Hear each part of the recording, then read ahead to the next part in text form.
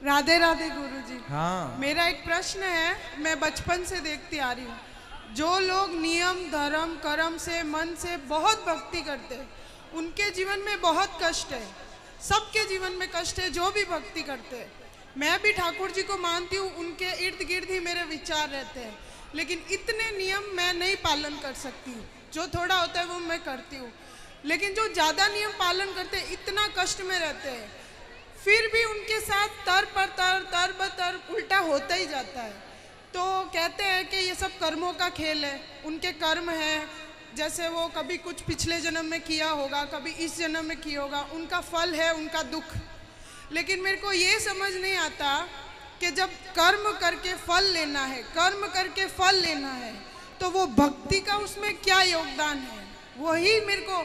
और जब भगवान कहते हैं कि मेरी आप भक्ति करोगे तो मैं हर चीज़ से आपको मुक्त कर दूंगा, आपके लिए जीवन आसान कर दूंगा, तो फिर कर्म का दोष कैसे लगेगा, मुझे वो समझ नहीं आता। वाह, सुंदर प्रश्न है, इसलिए ताली बजाओ।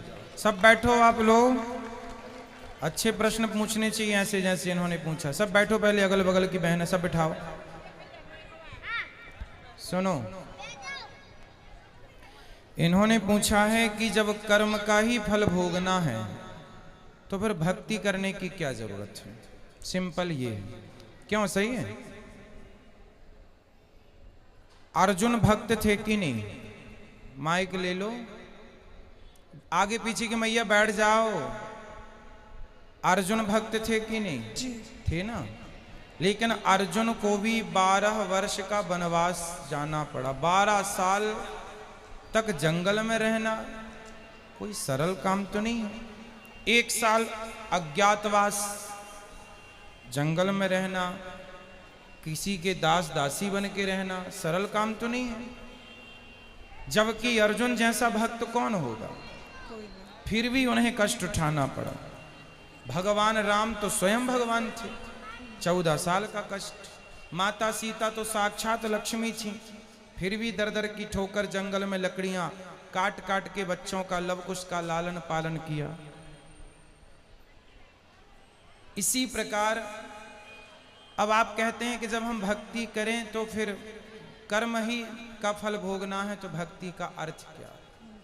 बात ऐसी है बेटा कि कर्म तो अपनी जगह है,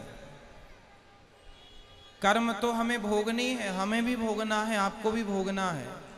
भक्ति सिर्फ इसलिए की जाती है, इसलिए नहीं की जाती कि भगवान हमें पैसे वाला बना दें, भगवान हमें धन धान्य से भर दें, घर में सब कुछ हो।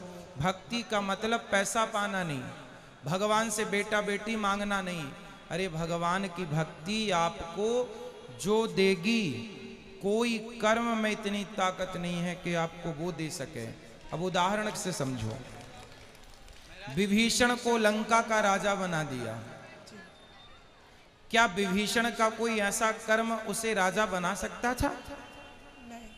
कर्म अच्छे करता था फिर भी लातें खाता था, रावण लात मार के निकालता था, उसके कर्म का भी उसे दंड मिला। पर भगवान की भक्ति जो की, उस भक्ति का भी फल, कर्मों का फल यदि मिलता है तो भक्ति का फल भी मिलता है। थोड़ा सा देर है। विभीषण को भक्ति का फल मिला। उस कोई व्यक्ति ऐसा कितना कर्म करता कि वो लंका का राजा। भगवान कर्मों के फल को नहीं देखते कि तुमने भक्ति हमारी कितनी की।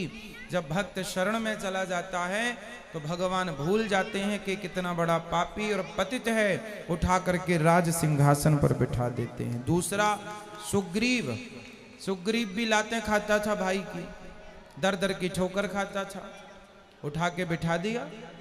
तो भगवान बेटा, भगवान जो दे सकते हैं कोई नहीं। इसलिए गलती हम लोगों की है कि हम उम्मीद क्या करते हैं, हे भगवान हम तुम्हारे इतने बड़े भक्त हैं, तुमने हमें बेटा भी नहीं दिया। हे भगवान हम तुम्हारे इतने बड़े भक्त हैं, रहने को घर भी नहीं दिया। हे भगवान तुम्हारे हम इतने बड़े भक्त हैं, हमारा पति नहीं सुनता, बेटा नहीं सुनता।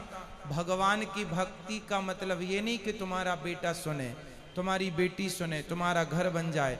जो भाग्य, सुदामा ने सारी जिंदगी गरीबी देखी है, क्या सुदामा से बड़े भक्त आप और हम हैं? क्या हो सकते हैं? नहीं। लेकिन सुदामा से ज्यादा हमारी शिकायतें हैं। सुदामा की तो एक भी नहीं थी, सारी जिंदगी भीख मांगकर गुजारा किया, सारी जिंदगी भगवान की भक्ति की, और मांगने नहीं गए, 4 मुट्ठी चावल अपनी हैसियत के अनुसार देने गए।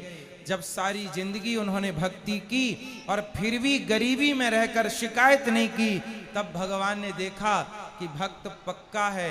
50 रुपए का घड़ा जो खरीदती हो ना मेरी बहन, उस घड़े को भी कुम्हार हफ्ते भर पकाता है भट्टे में, महीनों तक पकता है वो, कम से कम 10 दिन की आग तो देता होगा, तब जाके वो काले से लाल होता है, माटी पक जाती है तो लाल हो गया।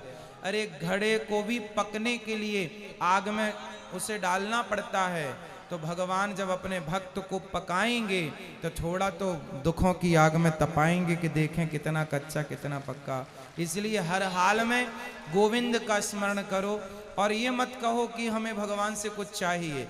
लोग कहते हैं कि भगवान के भक्तों को दुख मिलता है। अरे जो भगवान का सच्चा भक्त हो जाएगा उसे पता ही नहीं चलेगा कि दुख क्या चीज है, उसे तो सुख ही मिलेगा। गोपियों को भगवान की याद में रोने में भी सुख था, कैसे कहें हम कि ये दुख था। इसलिए जो हो गया उनका वो दुख तो है ही नहीं। दुख तो वो लोग दुखी हैं जो कोठी बंगलों में रहकर भी जो ईश्वर को भूला पड़ा है वो सब दुखी हैं, और जो ईश्वर की शरण में है याद कर रहे हैं सब सुखी हैं। अब उस सुख को आप दुख मान रहे हैं वो अलग विषय है। इच्छाएं ज्यादा है ना बेटा आपके अंदर, इसलिए वो इच्छाएं आपको दुखी बनाती रहती। इच्छाएं छोड़ के एक बार शरण में चले जाओ, वो कभी ना पाया होगा आपने जो शरण में जाकर के प्राप्त हो जाएगा। एक बार सच्चे होकर जाना।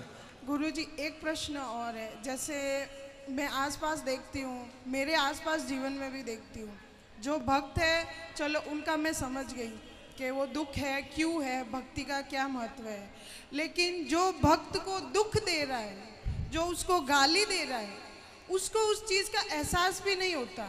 मुझे नहीं समझ आता वो क्या सोचता है, वो ऐसा क्यों करता है, और उसका पूरा जीवन अच्छे से चल रहा होता है और वो भक्त रो रहा होता है, और उसका पूरा जीवन अच्छे से चलेगा। अगर उसको सजा मिलेगी तो वो भी मरने से कुछ दिन पहले, तो उसका जीवन तो मज़े से गया, और भक्त का पूरा जीवन रोने में या कष्ट में तकलीफ में गया। तो फिर उसका भक्ति न करना या करना, उसमें क्या उसमें अंतर हो गया। फिर वो तो दुख दे के मज़े कर रहा है, अंत में 4 दिन भुगत लिया और फिर चल लिया। वो बेचारा भक्त पूरा टाइम रोता रहता है, गाली जो खाता भक्त होता है ना बेटा, आप किसी भक्त को जाकर पत्थर मारिए, आप किसी भक्त को जाकर के लाठी और जूते से मारिए, तो मारने वाले की तरफ भक्त जब देखता है ना तो वो ईश्वर से प्रार्थना करने लगता है, हे भगवान इसने मुझे जूते मारे हैं, हे भगवान इसने मुझे पत्थर और लाठियां मारी हैं, हे भगवान इसे क्षमा कर देना। क्योंकि भगवान बड़े गुस्से में आ जाते हैं जब कोई भक्त को मारता है। पर वो भक्त, आज की कथा सुनी आपने?